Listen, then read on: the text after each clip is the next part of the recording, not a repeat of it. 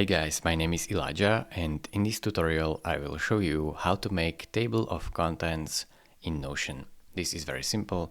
As you can see, I have this text right here, and it is really important to have headings in your text in order to be able to create a table of contents.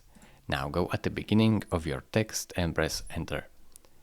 Go at the top line and press backslash and then table of contents. As you can see right here, click on it.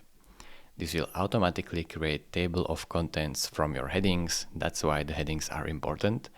And you can automatically click on any heading you want in your table of contents, and it will automatically navigate you to this section. If you want, you can go right here to this right bar, and you could see your table of contents right here.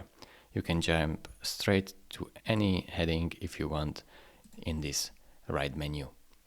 Thank you very much for watching. If this video was helpful to you, consider subscribing and liking this video, and I will see you in the next tutorial. Bye bye.